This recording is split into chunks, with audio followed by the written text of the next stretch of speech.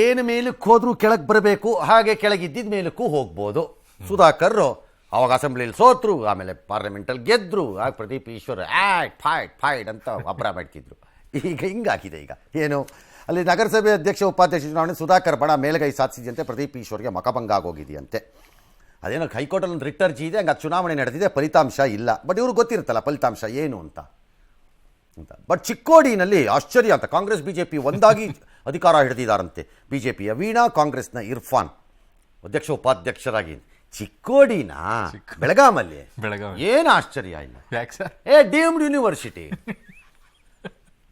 Compromise ಆಗಿ ಒಳ ರಾಜಕಾರಣ ಮಾಡಿಕೊಂಡು ಅವ್ರವ್ರನ್ನವ್ರವ್ರು ಕಾಪಾಡಿಕೊಳ್ಳೋ ಅಂತಹ ಸಬ್ಜೆಕ್ಟು, ಏಕೈಕ ಸಬ್ಜೆಕ್ಟ್ ಇರುವ ಸಿಂಗ್ಯುಲರ್ ಡೀಮ್ಡ್ ಯೂನಿವರ್ಸಿಟಿ ಬೆಳಗಾವಿ. ಹಾಗಾಗಿ ಏನು ಆಶ್ಚರ್ಯ ಇಲ್ಲ. ಎಸ್, ಇನ್ನು ಬಂಗಾಳ ರಾಜಕೀಯದಲ್ಲಿ ಭಾರಿ ಹೈಡ್ರಾಮಾ ನಡೀತಾ ಇದೆ. ಅಲ್ಲಿ ಪ್ರತಿಭಟನೆ ಎಲ್ಲ ವೈದ್ಯರು ಮಾಡ್ತಾ ಇದ್ದಾರೆ. ಇವತ್ತು ಮಮತಾ ಬ್ಯಾನರ್ಜಿ ಅಲ್ಲಿ ಮುಖ್ಯಮಂತ್ರಿ ನಿಮ್ ಕೈ ಮುಗಿತೀನಿ, ಮುಷ್ಕರ ಕೈ ಬಿಡಿ, ಕರ್ತವ್ಯಕ್ಕೆ ಮರಳಿ ಅಂತೆಲ್ಲ ಕೇಳ್ಕೊಂಡಿದ್ದಾರೆ. ನಿಮ್ಗೆ ಏನಾದ್ರು ಇದ್ರೆ ಕೇಂದ್ರ ಸರ್ಕಾರ ಆದಷ್ಟು ಬೇಗ ನ್ಯಾಯ ಕೊಡ್ಲಿ, ಜನಕ್ಕೆ ಒಳ್ಳೇದಾಗತ್ತೆ ಅನ್ನೋದು ಯಾವ ಜನ ಕರ್ಕೊಂಬಂದು ನನ್ನನ್ನು ಇವತ್ತು ಈ ಪರಿಸ್ಥಿತಿಯಲ್ಲಿ ನಿಲ್ಲಿಸಿದ್ರು ಅದೇ ಜನ ನನ್ನ ವಿರುದ್ಧ ತಿರುಗಿ ಬಿದ್ದಿದ್ದಾರೆ ಅನ್ನೋದನ್ನು ಅರಿವು ಮಾಡ್ಕೊಳ್ಳೋದೇ ಇದ್ರೆ ಎಲ್ಲ ಮಹಾನ್ ನಾಯಕರ ಹಣೆ ಬರಹ ಇದೆ.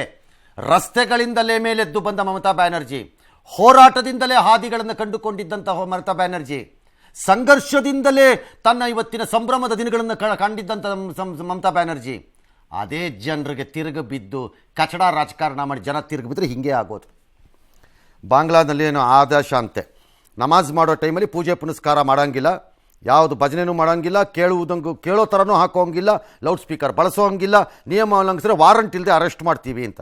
ಅಲ್ಲಿ ಅಲ್ಪಸಂಖ್ಯಾತ ಹಿಂದೂಗಳು ವಿರೋಧ ವ್ಯಕ್ತಪಡಿಸಿ ಅದನ್ನು ಕೇಳೋ ಪರಿಸ್ಥಿತಿಯಲ್ಲಿ ಇಲ್ಲವಂತೆ ಆ ಮೊಹಮ್ಮದ್ ಯೂನುಸ್ ಅನ್ನೋ ಸರ್ಕಾರ.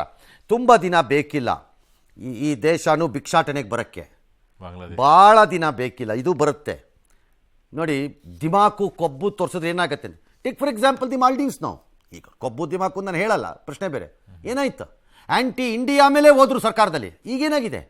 ಇಂಡಿಯಾಗೆ ವಾಪಸ್ ಬರಬೇಕು ಅವ್ರೀಗ, ಇದು ಅಷ್ಟೇ.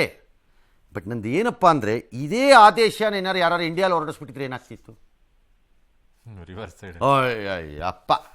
ಹಾಂ,